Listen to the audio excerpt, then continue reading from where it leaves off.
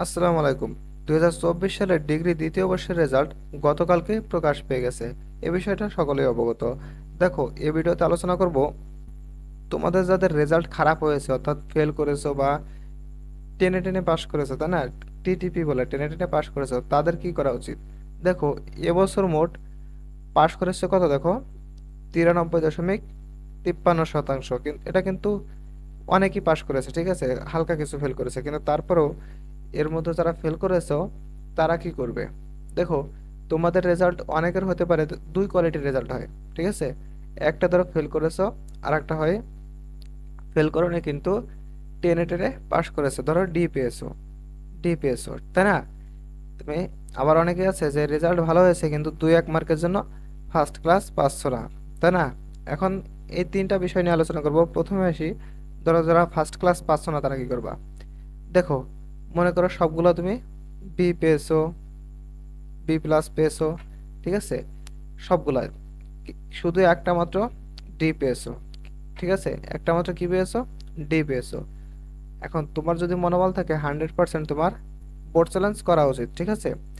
এখন যাদের ধরো তুমি একটা বিষয়ে এফ আসছে বা দুইটা বিষয়ে এফ আসছে আর সকল বিষয়ে ভালো আছো, তুমি পাশ করেছো, ঠিক আছে, তোমাদের কি করা উচিত। দেখো, তোমাদেরও বলবো অবশ্যই, যদি এক সাবজেক্ট যাদের ফেল আছে, যাদের এক সাবজেক্ট ফেল আছে তারা অবশ্যই বোর্ড চ্যালেঞ্জ করবে, এক সাবজেক্ট। কিন্তু দুই সাবজেক্ট যাদের আছে তারা একটু ভেবে চিন্তে করবে, কারণ তোমার মনে যদি বলে যে হ্যাঁ আমি পাশ করতে পারবো তাহলে করবে বোর্ড চ্যালেঞ্জ, ঠিক আছে। নাহলে এক সাবজেক্ট যারা আছে তারা 100% বোর্ড চ্যালেঞ্জ করবে মনে বল থাকলে। আর অনেকে তো আছে শিওর থাকে যে আমি ফেল করব, তাদের বোর্ড চ্যালেঞ্জ করার দরকার নাই। বোর্ড চ্যালেঞ্জ করতে 1000+ টাকা লাগবে, ঠিক আছে। 1000 টাকায় হবে না, বেশি সম্ভব 1200 টাকা লাগবে। 2-1 দিনের মধ্যেই নোটিশটা প্রকাশ পেয়ে যাবে, ঠিক আছে, 1200 টাকা লাগবে। আশা করি তোমরা বুঝতে পারছো। তাহলে কি, কেউ টেনে টেনে পাস করছে, কেউ ফেল করছে, দুটাই বুঝিয়ে দিলাম কিভাবে কি করবে। তোমার 3 পয়েন্ট হচ্ছে না, অর্থাৎ ফার্স্ট ক্লাস হচ্ছে না, তারা ধরো 2-1 মার্কের জন্য ফার্স্ট ক্লাস হচ্ছে না, তারা অবশ্যই বোর্ড চ্যালেঞ্জ করবা। তোমার সি এবং ডি, সি এবং ডি যাদের রেজাল্ট আছে যে সাবজেক্টে, ওই সাবজেক্টে তুমি বোর্ড চ্যালেঞ্জ করতে পারবা, ঠিক আছে। বি থাকলে তুমি বোর্ড চ্যালেঞ্জ করতে পারবা না, ঠিক আছে। সি এবং ডি থাকলে তুমি বোর্ড চ্যালেঞ্জ করতে পারবা।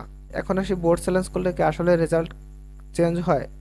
হ্যাঁ, চেঞ্জ হয়, কিন্তু সাধারণ শিক্ষা বোর্ডের তুলনায় জাতীয় বিশ্ববিদ্যালয়ে একটু চেঞ্জ কম হয়, ঠিক আছে। তারপরও অনার্সে দেখা গেছে গতবার বোর্ড চ্যালেঞ্জ করে হিউজ পরিমাণে স্টুডেন্ট পাশ করেছিল।